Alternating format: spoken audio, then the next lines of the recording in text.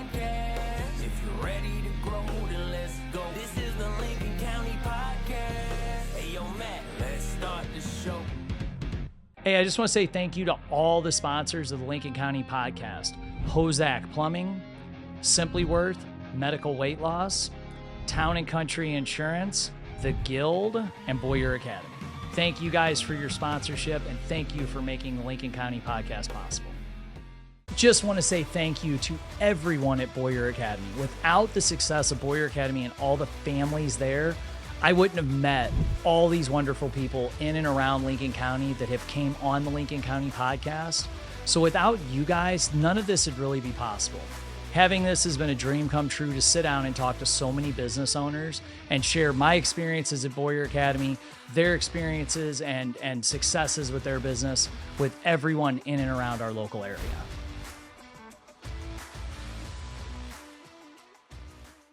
Hey guys, thank you for tuning into the Lincoln County Podcast. Hey, check out our sponsors. They make this happen and allow us to bring you so much great content and so many great messages from amazing people in our community.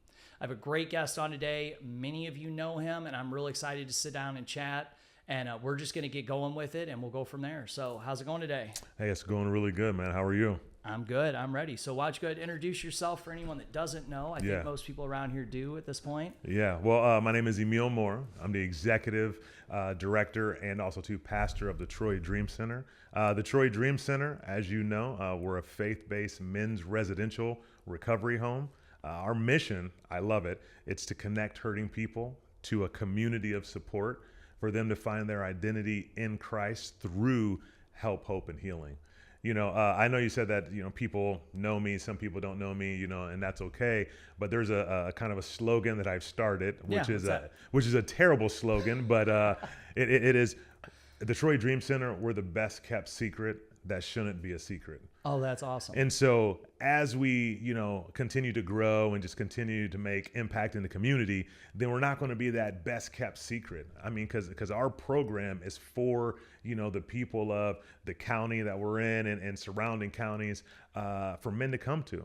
You know, there's just not a place where guys can go. And so, you know, we want to be that place where guys can come, you know, for free and be able to get that help, hope, and healing like we talk about.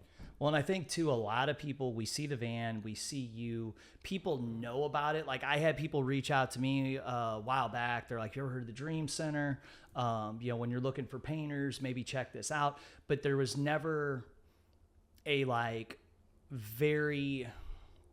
until I came out and toured it, until I came out and spoke to the guys, there was never that really good understanding of what you do. Yep. And I know you've been going around to different churches. You take the guys out and do a lot with them, which has been amazing. And I think that really, it's like a twofold for you. It really helps the community understand it because it spreads. Yep. But it also helps those guys. I would think that when they're overcoming addiction, things like they are, there's a level of shame there. Absolutely. That would, you know, like when you brought them out to reconnect, I think that was really cool to see them. But when have they been to a business seminar like that? Sure. Those guys probably would think, and I know this from my own, we all have that imposter syndrome a little bit to be like, why would I go to that? Well, I could see that with them. Like, it's so cool that taking them to the churches and letting them see that you're not a bad person. Like, Right. people aren't judging you. These people see them. They're like, oh, cool. Their dreams are great. Nice to meet you guys. Yeah. It's really cool. To your point, you know, it's, you know, connecting our hurting people to a community of support. And how would they know what community supports them if we just keep them locked up in the house? Yeah, if you're just at the house, they wouldn't know. You could tell them all day long, but you're not proving it. But they got to see it, right? You know, so like you said, I mean, like we loved coming to the Reconnect thing. I know I couldn't say it the entire time, but man, they gave me such awesome feedback, you know, and they could go and just be normal dudes. They're just dudes. They're just dude. And they got to wear their own stuff. They didn't have to wear our logoed stuff. And it's just like, hey, we're just here for the event. And a lot of times the guys that are stuck in addiction, like you talk about that guilt and that shame, it's like they don't feel like they can just connect with just normal people. And so the fact that they were able to go there and take notes and, you know, have feedback and, you know, get a good lunch and some cookies, you know, those sort of things, you know, it was so valuable to them. Well, and when we did the partner up stuff, they partnered with other people, and you could, I made sure we did that because I was sitting there and I looked at them and I was watching people watch body language and stuff. And you know, it was, oh, these people want to talk to me. You know, I would think that when you're in that world, it becomes kind of a vicious circle. I have family members that have addiction issues, and they'll pull out. It's like this oval. They'll pull out and then back into orbit. Yeah. And they'll pull out and back into orbit because they never connect with the real world. Sure. Or the world outside of those addiction circles or those habits. Yeah. So it's neat to see that, how you take them around and they're at church, but it's not, oh, look at those guys. Right. You know, it's, right. no, these guys are here. How's it going, guys? You know, everybody meets them. That has got to be huge for them. The faith-based part, everything we did there was huge, but I would think as a social part, in today's world, that's got to be just life-changing. Yeah, you know, they talk about you need to change your people's places and things, right? You know, and I believe the churches that we connect with and the ones we connect with in the future, those are great people to be around. Like there's all different types of people that make up the community that the guys get to be in. And so when they go to a place, when we take them to a place and they're just a guy, people want to connect with them just to connect with them. They want to see how they're connecting with God and how they're growing. Then that gives them some value. You know, it changes who they think they are. So many times our guys really think that, you know, they're just an addict. You know, they're just a terrible person. They're just a bad person. They're an addict, and that's all they're around, and that's all they're going to be. Because the regular world isn't going to. And if you were to get on social media or different things, that is probably the feedback they get. For sure. Until they go somewhere. I mean, for anybody that gets locked in that social media bubble these days and doesn't go around real people, thank goodness I've always been horrible at online stuff and love going around people, because if you get behind that screen, you could get very distorted. Absolutely. But when you go out around regular people, it's like, you know, everybody, this party hates that party, this person hates this, or this color hates that color. But then when you go out in public, everybody's like, hey, how's it going? Yeah. It's never brought up. Yep. And it's I would think for those guys that would be huge. I mean, just being there and experiencing it, and like I told you, when I talked to them or when they were at Reconnect, they really did engage. So what you're doing is so important for not only them, but for the community, because like you said, there's not a lot of these organizations. Oh yeah. Like, it's obviously something, and we had talked before about the statistics for men in the household. Like, this is something we need more of. Oh my gosh. You know, so like one of the stats is 1 in every 4 kid lives without their biological, their step, or even adopted father. And so from a community standpoint, really from a society standpoint, what are we doing to help put men back in the house? You know, and it's like a lot of times the houses get separated because there's an addiction, you know? And so when guys come into our program, it's like, okay, you know, are you a father? Yes. When was the last time you saw your kids? It's been a while. Okay. And then there's more guilt that you know, all this stuff. And so what we really start to do is we start to remove those things, those labels that have been on them. And it's like, hey, we're not trying to sugarcoat what you've done. Because if you've done some bad stuff, you know, nobody's perfect. Exactly. And if you have to go to jail, my hope is that you don't. But if you need to because of something that you did, that's just something you did. You got to confront your issues, right? And so, you know, since there's fathers not in the home, I mean, it is such an epidemic that we have here, you know, in our country. You know, everywhere you turn. You have kids at home, you're there every night, and it's like, hey, they see dad. I got kids, and when I go home, they see me. It's like, I don't want my kids to ever be like, well, I don't know where dad is, you know, he's a addict or whatever. And the same thing for the guys that come into our program. It's like, hey, man, like, you guys can get on this path where you can be a productive citizen, you can have this great relationship with the Lord, and then you can have this great relationship with your entire family. Not only your mom and your dad, but then also to your kids. Like, your kids are rooting for you. Yep. They watch everything you do. They watch everything. And sure, you may have hurt them before just because you weren't around and that sort of thing, but they are secretly rooting for you. And yes, they have some, you know, disappointment and some anger towards some of the things that you've done, but guess what? That's okay. You know, I tell our guys this all the time. I said, hey, when you were younger and you had a stomach ache, what was the first thing your parents told you to do? They're like, well, go to the bathroom. Absolutely. And you're like, well, I don't have to go to the bathroom, right? So you go to the bathroom, you sit there for a little while, stuff happens, and then you come out, and then guess what your parents say? Do you feel better? Well, yeah. Well, I thought you didn't have to go. Well, I guess I did. So all those negative things in your life, it's better to get them out, you know, to talk to somebody who you trust. And just like with your kids, they got some stuff that they want to say to you, let them say it to you. You get it out. And then once they get it out, guess what? then it's dad, I love you, hug you, all those things. But if you never allow them an opportunity to say what's on their mind, then they're going to harbor those things, you know, and then that just is like cancer to you guys' relationship. Well, and it's wild too, because like I didn't realize what a problem it was. My mom and dad were married. They divorced when I was like separated when I was like 16, but I stayed with my dad. My mom wanted some space and did her thing, and it was nothing against her. She moved into the county. I stayed with dad, no fouling. Wasn't really like a choice, but I did. So I always had my dad around. I had a close relationship with my dad, and I didn't realize till later in life. And really, I noticed it through the martial arts school, but I didn't really notice it heavily until I started my painting company, to where I was dealing with so many grown men that I didn't understand some of the things they did. And then when we would talk, dad wasn't around, dad wasn't around, dad wasn't around, dad wasn't around. You struggle, like you reprimand them for something at work. And when I reprimand, like I'm not talking like old school yell, like I'm not that dude. Like just have a discussion with them. Yeah. They quit. They were Really? they were never taught. They were never taught. There were so many things. It was like, hold on, man. You only came to work 3 days this week. Who support your family? Shoot, my wife makes money. And then you start talking to them. You find out they never had a father at home, or they had never had a father that worked, or they never had that role model. Wow. Then they either found it. You know, I've talked to friends of mine that went through it as kids, and they found that role model later. They found it through God. They found it through an uncle. They found it through a boss. I didn't realize what an epidemic it was, though, until the painting company, and I kept getting so frustrated. And then I started noticing it in students. Problems, students struggling with different things, and then I would start paying attention.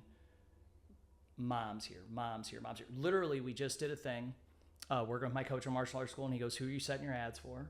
And he goes, I'll tell you a quick way to adjust your advertising. Take the men out of it. The men never sign their kids up. It's always the woman that brings them in. And I was like, you're right, but I never thought to just not even let them see the ad because I'm saving ad spend. I was like, wow, that's such a problem, because it's not like that in my household. My wife and I both do it, but I'm doing that stuff for the kids. Sure. But I think it also comes with age too, that we notice more. I'm 42, and I notice things that my kids are doing. And it's a direct reflection of what I did, positive and negative. I will see negative things they do, and I'm like, oh, it sounded just like me. Yeah. And I take it to heart. Since I pick that stuff up, I take it to heart and I watch it. Not always saying I correct it, but it is such it's such a sad epidemic because it's so hard to address. Yeah. Especially with grown men. That's why I was so blown away when I came out there, and it was wild the effect it had on me. Like, we got done after Reconnect. My wife's like, "Did you ask somebody to come up? Did Emil come up and pray for Reconnect?" I'm like, yeah, mind your business. Yeah. And then we were talking, and something was said, something about the Dream Center. And she goes, wait, when you got done speaking, they all put their hands on you and prayed? And she knows I'm not a touchy person. Yeah. She was like, oh, you were surrounded. she was like, okay. Like, it blew her away, but the changes that just being with you, Justin, Michael, being in my life has made last year has been huge. I know for me, and I don't have all the problems, but I see it in those guys. Yep. A friend of mine, Anna, is connected to a couple of them that were in the last group. Sure. And I mean, she'd be cutting my hair crying about things they're overcoming, things that are going on with them, that it was just amazing to see what you guys are doing. Now you have a new group just came in. Yeah, right? just came in. How often do they rotate through, and how's that work? Yeah, based on bed availability, we want to have, about maybe 6-8 weeks every time guys come through. Something that, like, we're so grateful for what we have right now, and it's a great spot, and it's nice and scenic in the woods and stuff like that, and it's great, but prayerfully in the future, we can have a facility that's bigger to where we can actually have intake every month. Oh, wow. That'd be awesome, because, we want to be ready for when guys are ready. Yes. There's a short period of time where a guy says, I'm ready to go, and then if they don't get into a place, then they're back in the woods. Man, and that's got to be hard. That's got to be hard for you too, to have to be like. Yeah, it is. And so the thing that I have realized is that there is going to be way more need than what is available resources. Like, period. Like, there's no way we could have 100-room facilities. We could have 500-room facilities. We could have a hospital. We could have a hotel. Yes, we could have all that stuff. And guess what?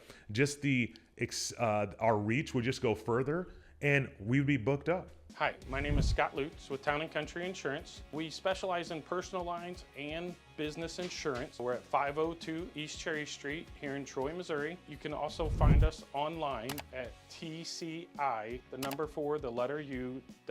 We would love to earn your business.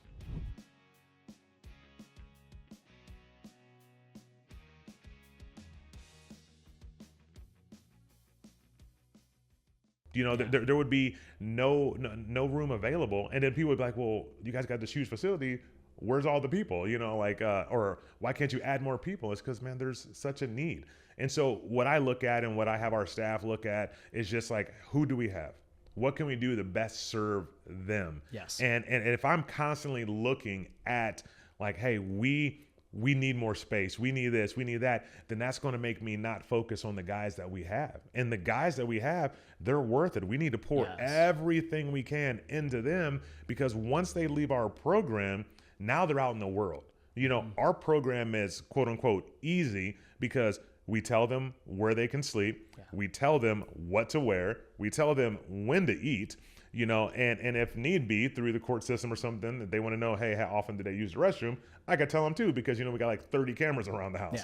You know, so it's like everything is super structured, which is great because guys need super structure. People need super structure. Absolutely. Men need that structure and discipline so bad. When my life is structured and disciplined, I do better. Absolutely. And I think that is a big thing that people need. So we do that. And then it's like, once they get out, and the simplest things, like I remember a guy asking me, "Hey, Emil, how'd you decide to wear that today? Like why'd you pick that shirt and those jeans or those shoes?" Wow. And I'm like, I just picked him out. It's no big deal. Well, this guy had been in jail for a year, so he was told what to wear. Then at that time, our program was only 4 months long, so we told him what to wear. And then he was getting ready to get out, and it's like, well, what do I wear? And it's wild, the anxieties that guys get over just the basic life decisions. Yeah. And it just being in this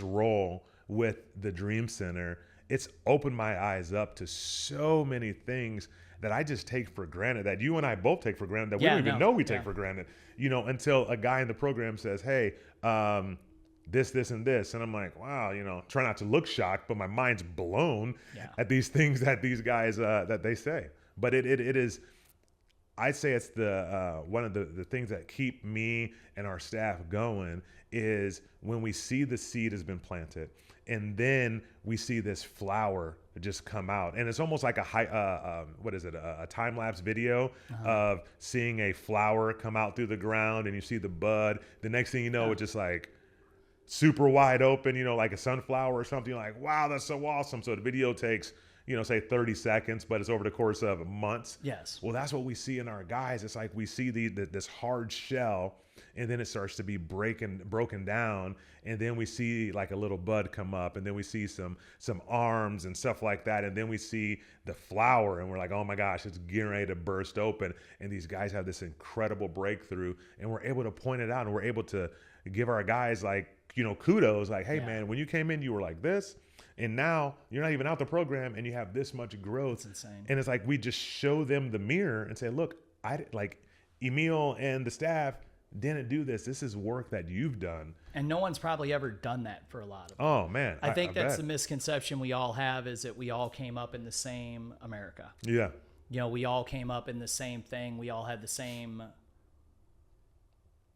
things offered to us. Mm-hmm. You know, I think that's something that it takes mental growth and maturity. And I think for us men, it takes till later on too. I know when I'm on a call, I was on a call the other day with somebody, we're both the same age, and he had brought up his parents' age, and that he had to do 20 years of success work in the next 5 because of his parents' age, and he know how they've aged. So it puts this mental clock, and I think it does that for us at a certain age. But you know, not everybody's had those experiences.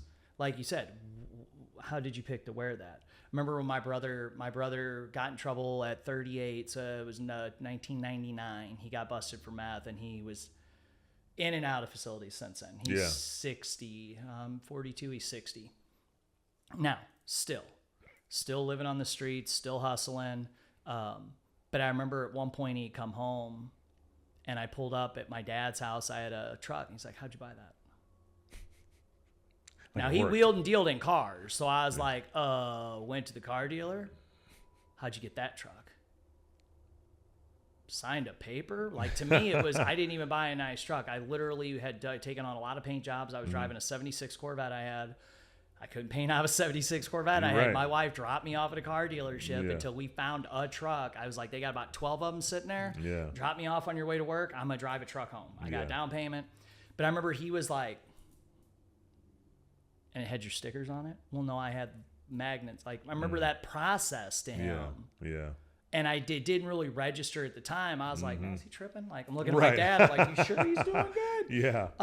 But the fact that I just woke up and went, dude, I need a truck. I went down, bought a truck, did my thing, and went to work. Like, Yeah. he had been getting up and asking permission to use a restroom Yep. because I want to say he had just gotten out of Leavenworth.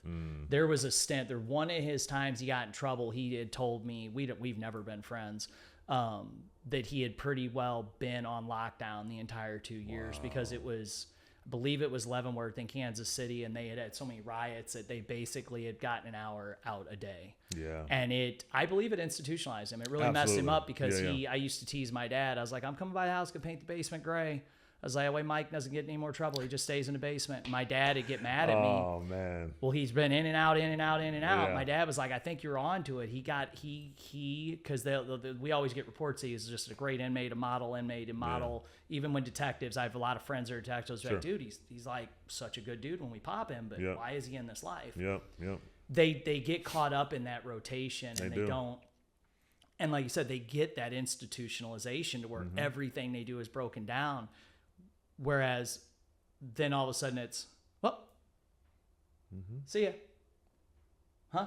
Now they're in the Yeah. real world. Yeah. What do? Do they get a job? They get a car? Well, no, they revert back unless they have a program like yours where people are being loving and you guys Absolutely. are teaching those lessons. Absolutely. Yeah. It was amazing to watch the guys when I was there, just the look on their faces and how you could tell they want to make this work. Absolutely. You know, that's probably been the best thing that we've instituted this year is our Tuesday night DC lives, you know, to have business leaders and community leaders, just people that want to pour into our guys, you know, just talk about their struggles and how they've overcome.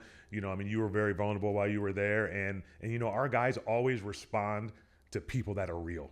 Yes, for sure. You know, and it's because there's been so many times where they've been in situations where people have tried to manipulate them or to try to, you know, hoodwink them. Yep. And so it's like when you're just being real and the guys are like, wow, this dude's legit, then they really gain from that, you know, and it's like, hey, sure, I've had these struggles, maybe not the same as yours, but this is how I overcame them.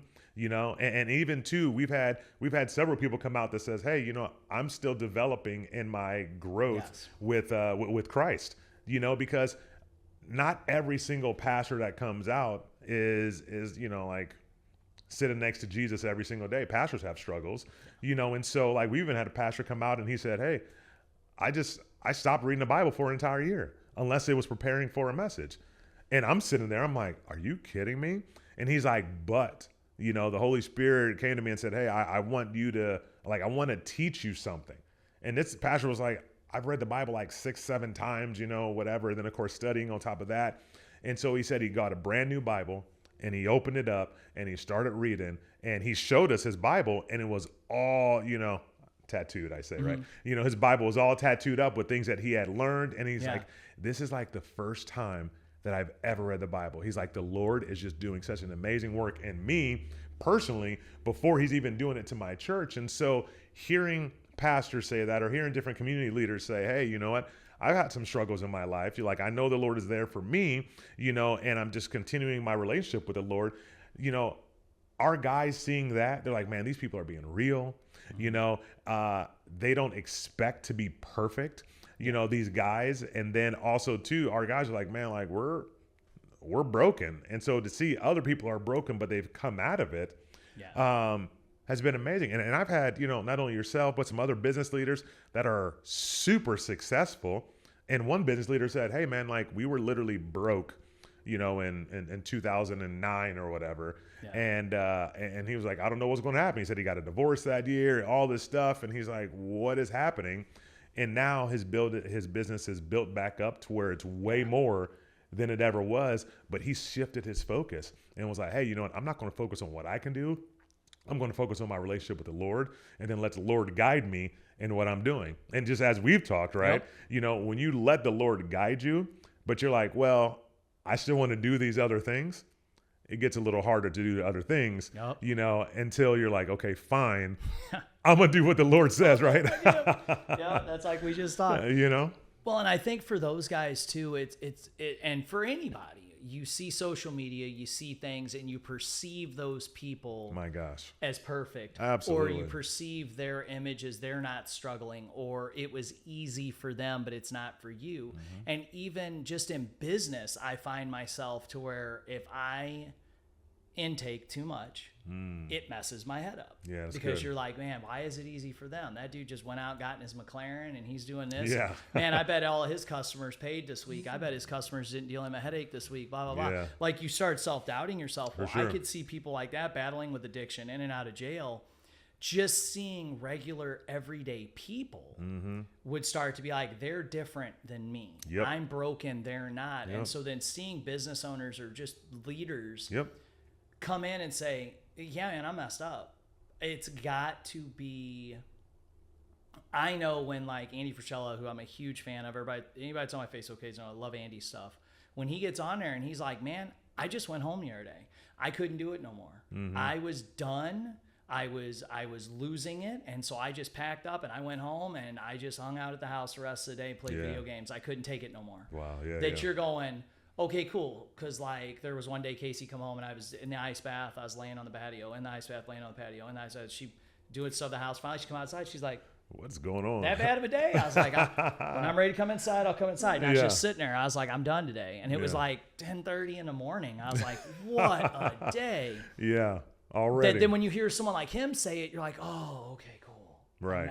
I'm not messed up. Like Yep. this is, and then you look at where he's at in business and you're like, wow, like that had to be a rough day. I don't even want to see Right. what that looked like. Exactly. It's got to help people like that to understand it. One, they're not the outcast. You know, we're not all in the castle and they're out in the field. Correct. Yeah. That everyone's real. And then having those people treat them like that has got to be a big thing. Yeah, I think so. I've had several of our leaders come out and talk to him. You know, we have one guy who went to a treatment facilities, I think it was 5 or 6 years ago, you know, out in Kansas City. And I think he was 59 or 60 when he did it. And he was a 30-year meth addict, Yeah. you know, and his wife didn't know. He kept it hidden and everything. And so, you know, the guys see him every day and they're like, oh, you know, this guy, blah, blah, blah. And then he sat down and told him his story. And all the guys were like, oh, my gosh. Then I have another leader who brought his son, who was in addiction, who went to a few different recovery homes and was gone. Actually, went to 1 or 2. But the one time he was gone for 3 years, Wow. you know, in this recovery home. It's in North Missouri, you know. And so our guys in the program didn't even know. They just, again, another leader that they see every single day. And they're like, oh, man, you got it all together, you know, blah, blah, blah, blah, blah. And so it got real for him. And then I even tell him my story, too. You know, like I had an alcohol problem, like straight up. And they're like, really?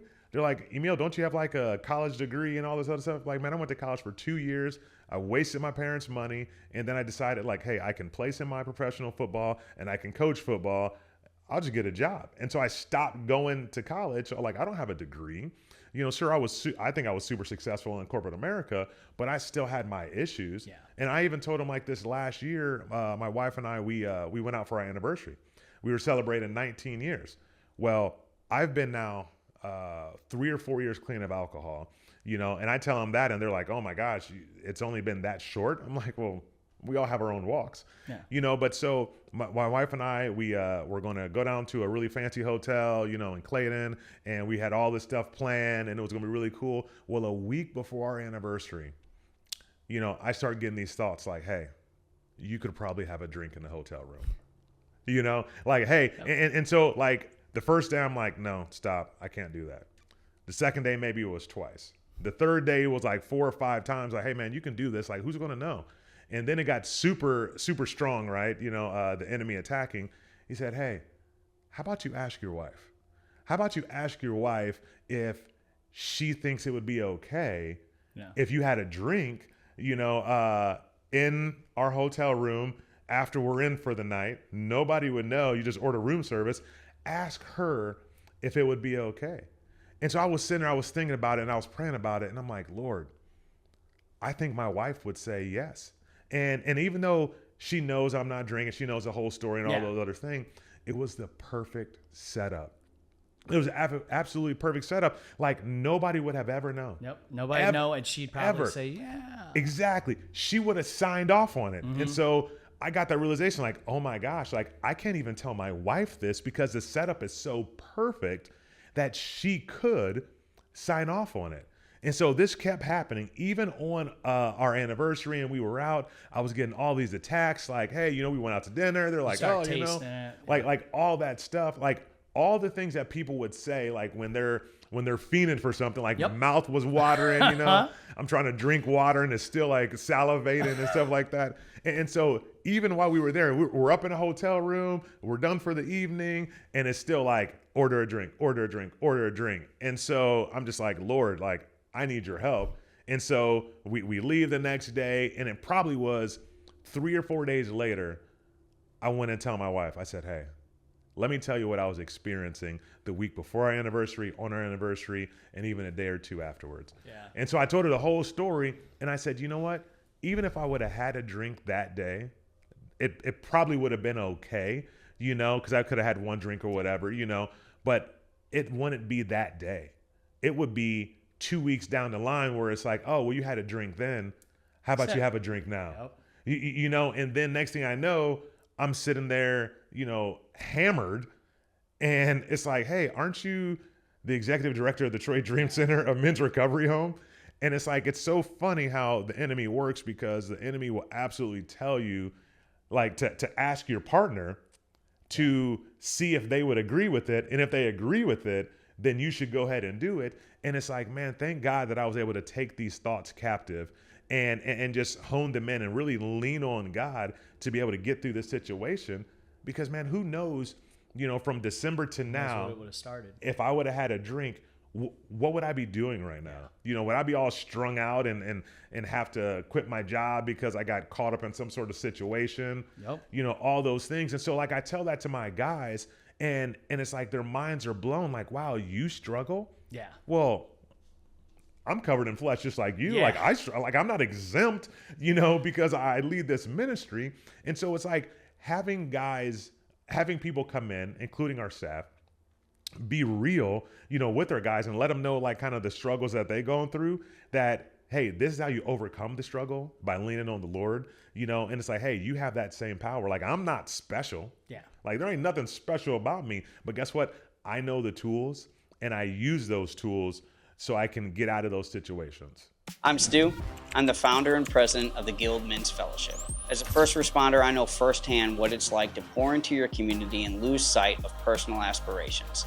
And that's why I founded the Guild. The Guild is a nonprofit that offers personal development programs to first responders and veterans since 2019. We offer our services completely free of charge. Peer support, critical incident stress debriefing, our flagship program, Stations Immersion Camp, and one-on-one coaching is accessible by people who apply and are approved through our website. Like all nonprofits, we need people and funding. And one of the ways that we've come up with to solve the funding issue is to take our curriculum and put it into modules that are teachable to your organization or agency. In this way, we can further your mission by putting your investment to work for people who have served. If you're interested in finding more information or applying for our services, or if you're interested in helping by booking us for trainings, keynotes, or consulting, visit our website, guildfellowship.com. And so it's powerful for our guys to see that and to hear that from people who aren't addicts. Yes. Well, and in their eyes are on a pedestal. Yeah. Yeah. You're, oh, well, you do this. You probably don't have that. My wife and I talk about that. She hasn't drank in forever. She just kind of like lost the taste for it. We never really had a problem. I'm just very habitual, but I'm on them about 2 years. I don't know. I kind of quit tracking it, but, we put on Burn Notice, the show we used to watch. When we first got together, we watched Burn Notice all the time. We'd have a glass of wine, we'd eat. We were both overweight at the time. We were drinking, not excessively. We'd have a glass of wine or a mixed drink, whatever. Sure. Yeah. And it was funny because we've been going back through a bunch of old TV shows, and we kicked that on. I was sitting there and I looked at her. I was like, it's so weird how bad I want a glass of wine right now. Absolutely. And she's like, I thought the same thing. Neither one of us did it. We weren't even saying that like we were going to, but it was wild at how a TV show Absolutely. kicked us back to sitting on the couch, and we would do that. That was like our nightly thing. We'd sit, decompress, have a drink.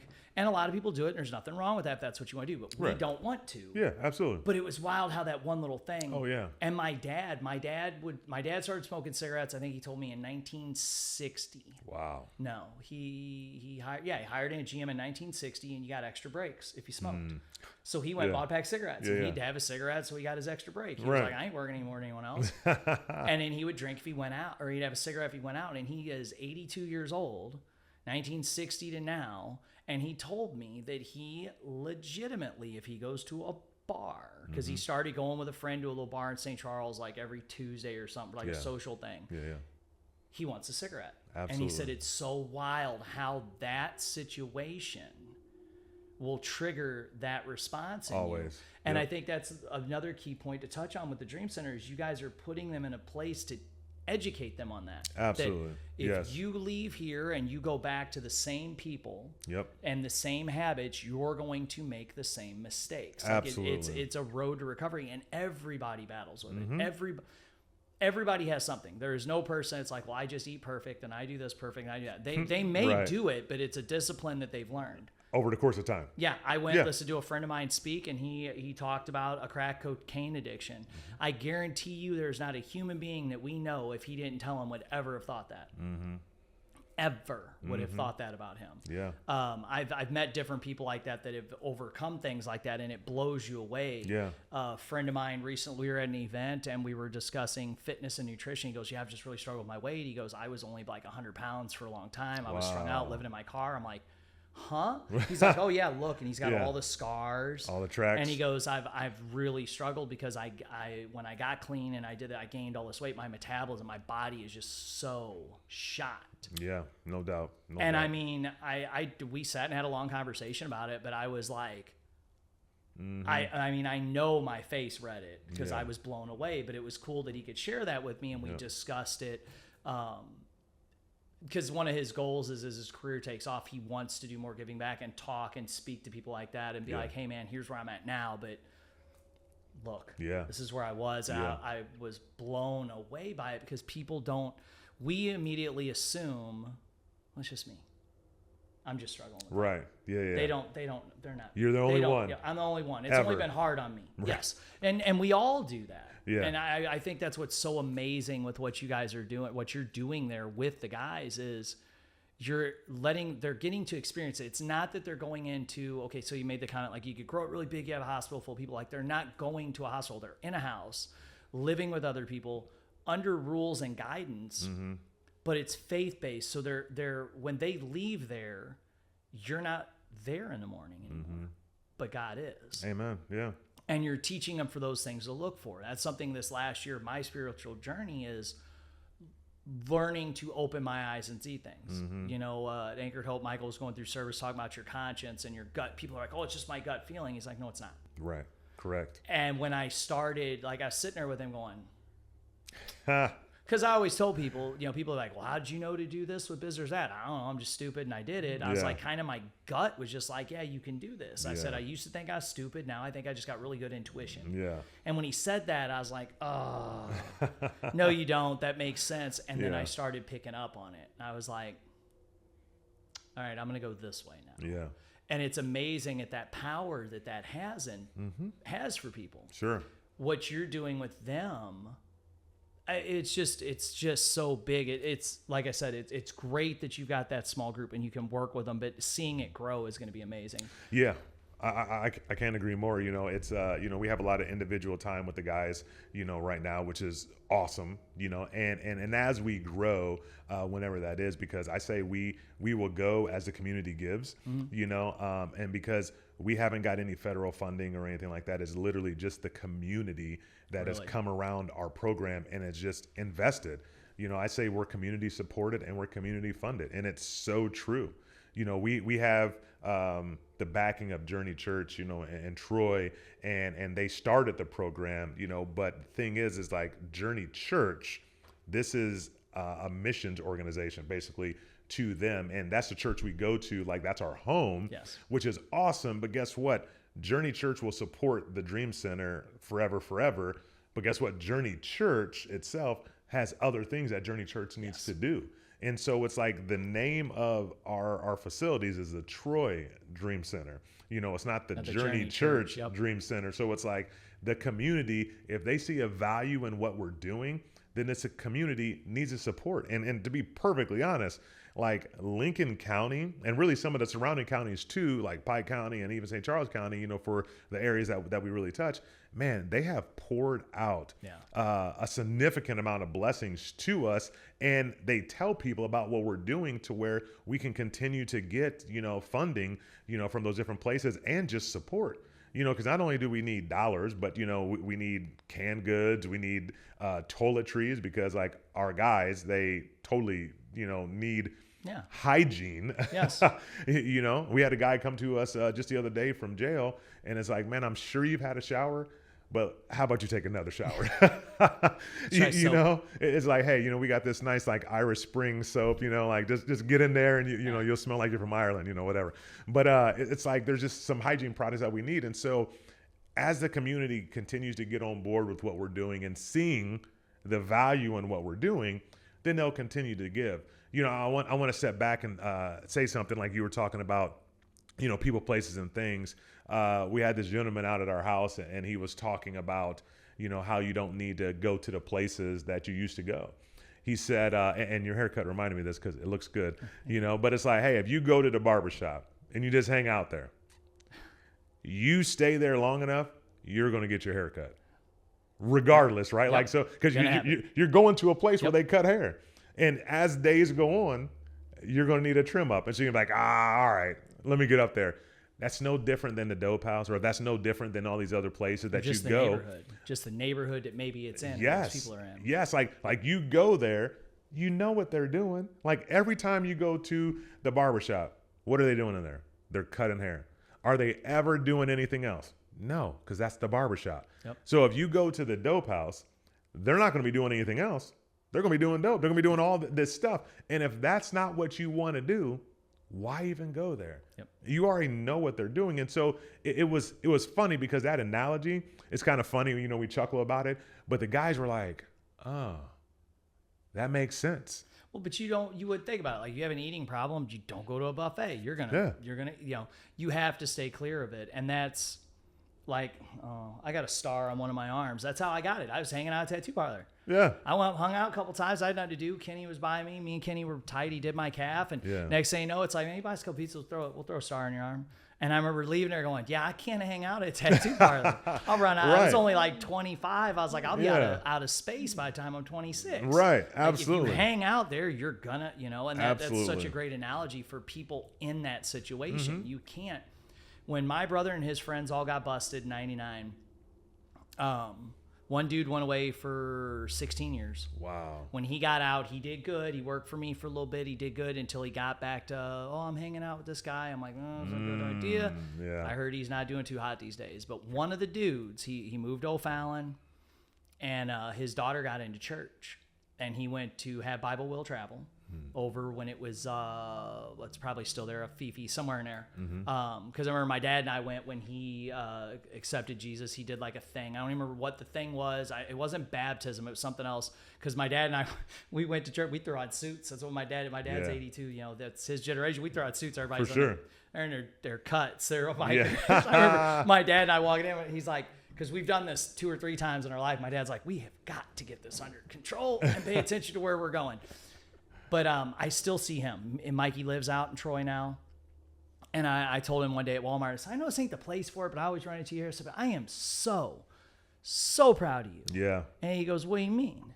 I was like, you're the only one. They all are still messed up. Yeah, Every man. one of them that my brother ran with, because they all went right back to the neighborhood. They went back to Woodson. They went right back to where they got in trouble. I said, you're the only one. And went, I can't go back. I can't. I got to stay out. And I was like, and when you talked to them, they'd always say you were the crazy one.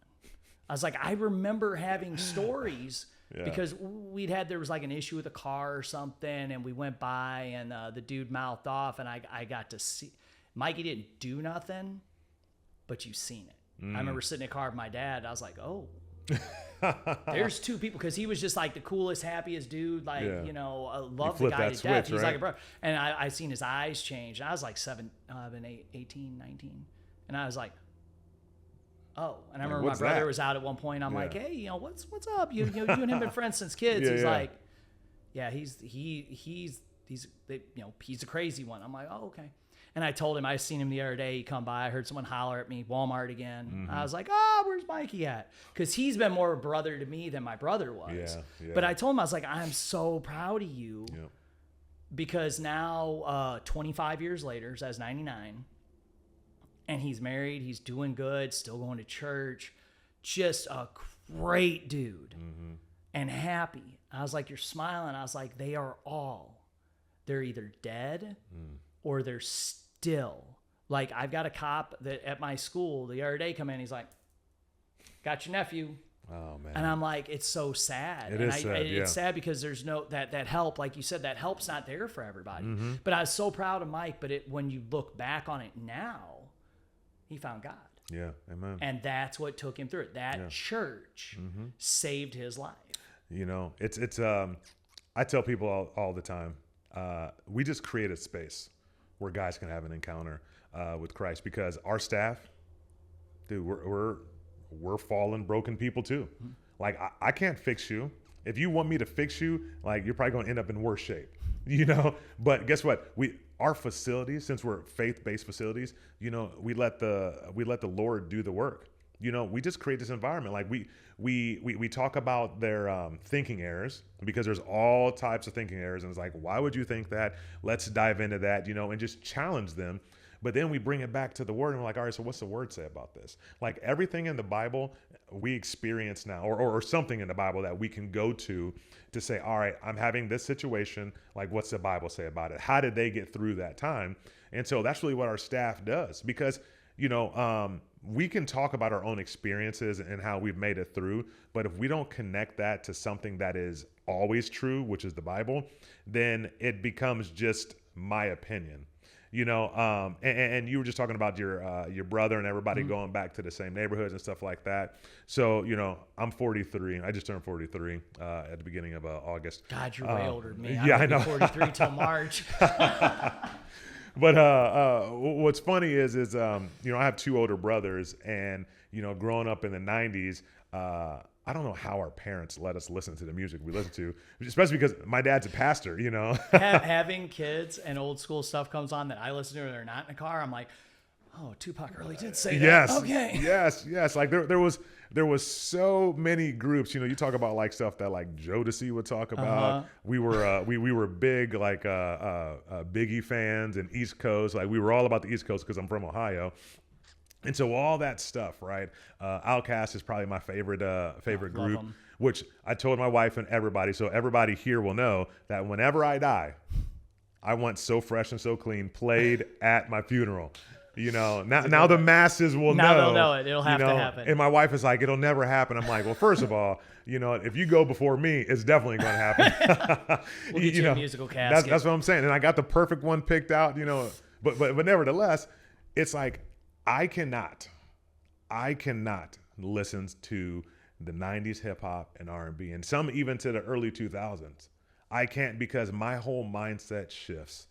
It's like I don't talk to people the same way. Yep. Like I literally don't cuss anymore. I used to be a high school football coach, and man, I cuss all the time. I'm working on it. That is my new goal right now. I'm working on that one myself. It's a tough one, and it's a process, right?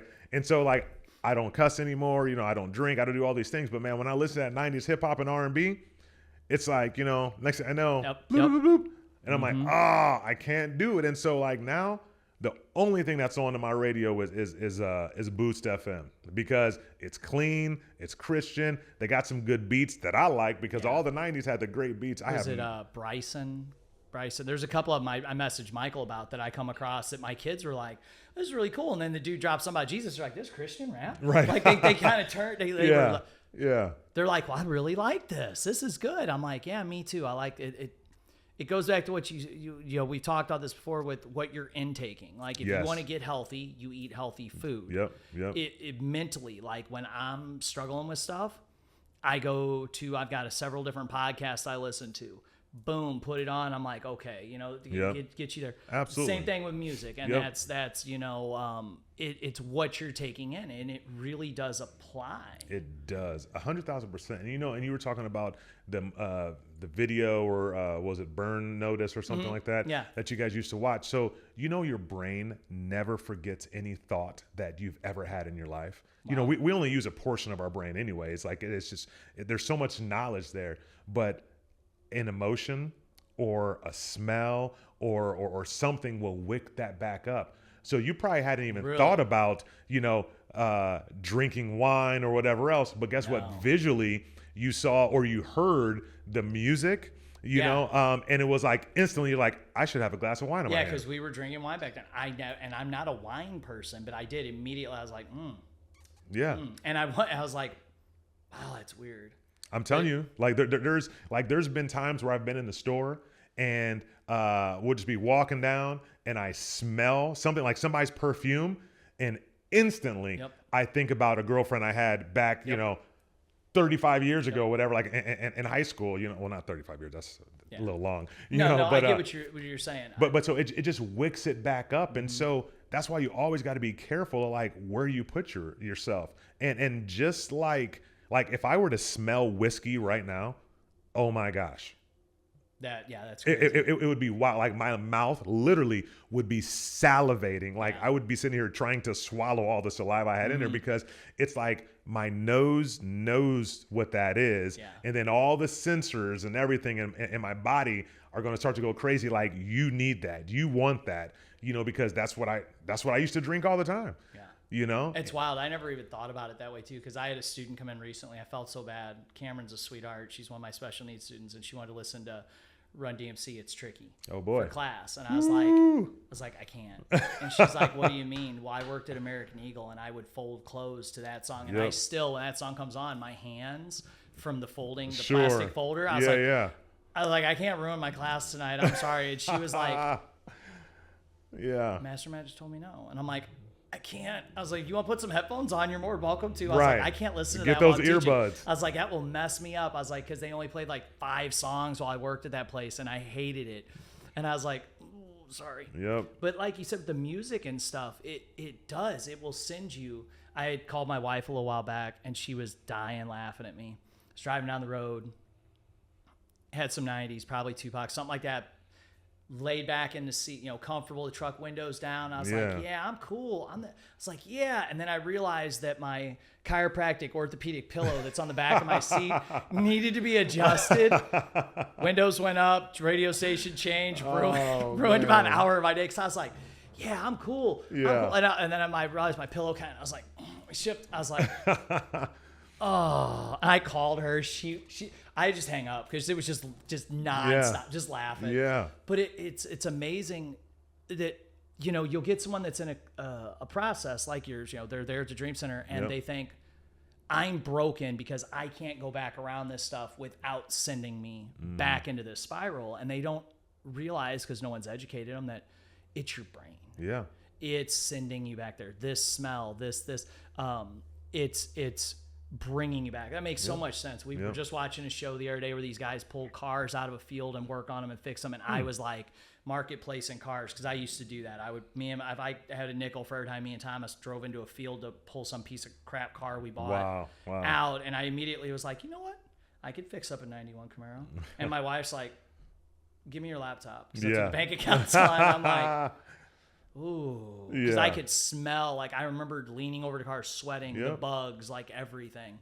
That's insane. I could see that being such a struggle though. Yeah. When you're, you know, I'm just trying not to buy a stupid car. These people are fighting for their lives for addiction. Yep. It's amazing. What you're doing is amazing. How, if people want to support, as we're kind of getting to the end here, if they want to support Dream Center, they want to support your mission and what you're doing, or even have you in to speak, because I know you go, and that's a big way of promoting what you do. How would they do that so our listeners can hear? Yeah, well, I'm going to your church this Sunday. Yep, I know. I was going to tell you, I'll see you Sunday. I'll be there. But our website has all the information. That's TroyDreamCenter.com.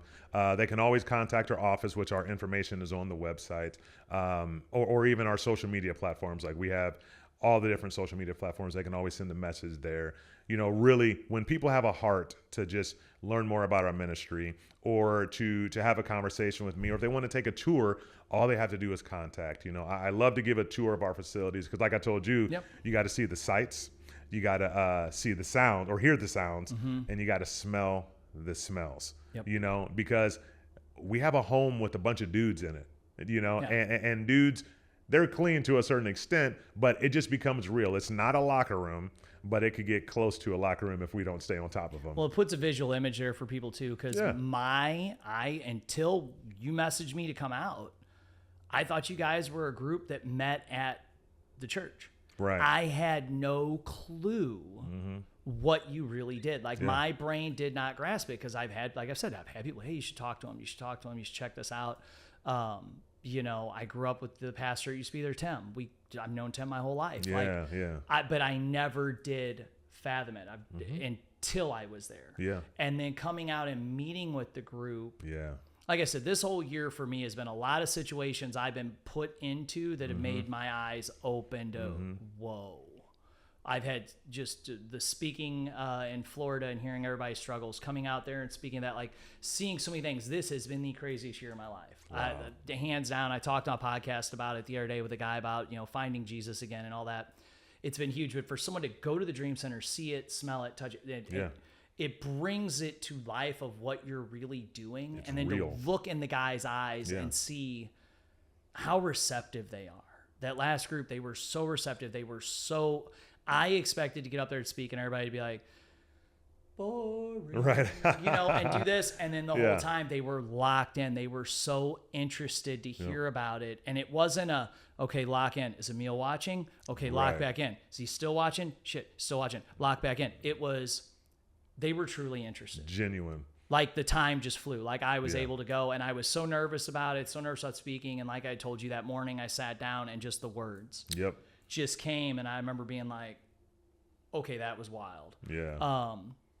But yeah, I urge anybody that's interested, anybody that's got questions, to reach out, check it out, because this is, like you said, it's the best kept secret. People don't know, and it's an epidemic. Complete, with men in the household that's hitting this country. So check out the Troy Dream Center. Find Emil. If you haven't seen him at your church, he's probably on his way there. He is everywhere these days. The best thing, in my opinion, that's happened to this organization, the Troy Dream Center, with getting the name out there, getting the message out there. And make sure to like, support, and check everything out the Dream Center's got. Thank you guys for watching today. Thank you for coming on. This has been awesome. Hey, thank you for having me. Appreciate it. No problem.